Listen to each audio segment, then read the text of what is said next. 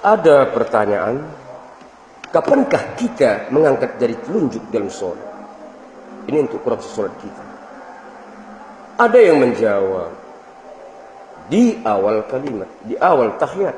Ada yang menjawab ketika syahadat. Ada yang menjawab ketika sholawat.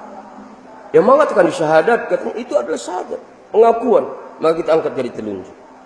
Kemudian ada yang melihat di sholawat, kita memberi doa kepada Nabi. Nah, oleh karenanya, bagaimana sebenarnya? Apakah di awal, pertengahan, atau di akhir? Karena beragam orang mengerjakan sholawat di satu masjid. Ada di awal, di tengah, pertengahan, dan sebagainya. Ada yang menjawab, karena kulihat ayahku, nenekku, kakekku mengangkat jari telunjuk di pertengahan, ku angkat jari di pertengahan. Pernah ditanyakan hal ini? Tidak sama sekali.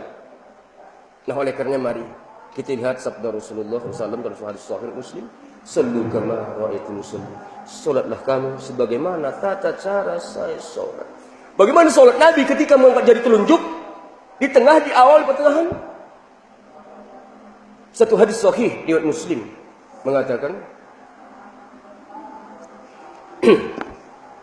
"Idza qa'ada Rasulullah SAW fi tasyahhud, yada'u yadahu yumna 'ala rukbatihi al-yumna wa yada'u al-yusra 'ala rukbatihi al-yusra wa asara bi asbabih." Hadis sahih Muslim.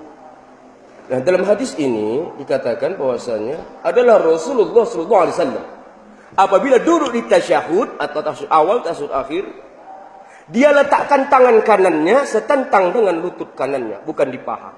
Setentang dengan lutut kanannya, dan tangan kirinya setentang dengan lutut kirinya atau di atas lutut kirinya, pas tepat. Wa asara bi asbabi, dan spontanitas dia isyaratkan jari telunjuknya. Pemahaman hadis tersebut, kandungan hukumnya adalah Rasulullah mengangkat jari telunjuk ketika duduk langsung di awal, kemudian membaca at-tahiyatul lillah, hadis sahih riwayat Bukhari, atau at-tahiyatul mubarakatuh shalawatu thayyibatul lillah, hadis sahih riwayat Muslim. Silakan. Dengan kata lain, yang di pertengahan atau di akhir, di syahadat atau di sholawat, terbantahkan dengan hadis sahih ini, walaupun yang menyampaikan kiai. Tetapi kalau ada nas, dalil, itu sudah. Namun kalau tidak ada nas, dalil, keterangannya, mari kita hijrah kembali kepada Allah dan Rasul. Saudaraku hadirin hamba Allah bahagia, demikian.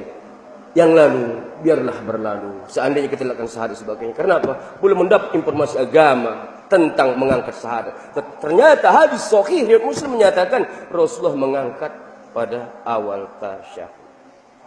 Nah, bagaimana ada yang mengangkat jari telunjuknya menggerak-gerakkan?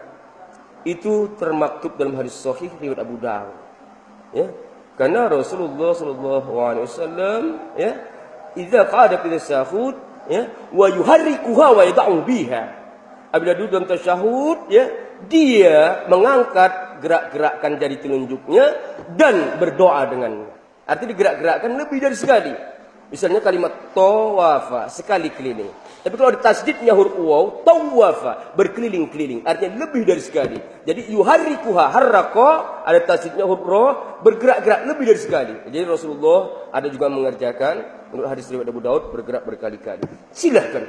Selagi ada nas, seperti kita masuk dalil, kita masuk ke masjid ini bisa dari pintu depan, bisa dari belakang atau dari tengah. Kenapa? Ada pintu masuk, ada dalil yang benar. Yang dilarang tidak ada dalil, masuk dari atas loteng. Ini yang mereka yasa atau dengan bahasa agama disebut bid'ah.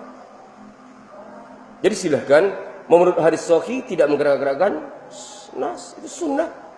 Menggerak-gerakkan sunnah. Cuma letaknya sama-sama di awal mengangkat dari telunjuk.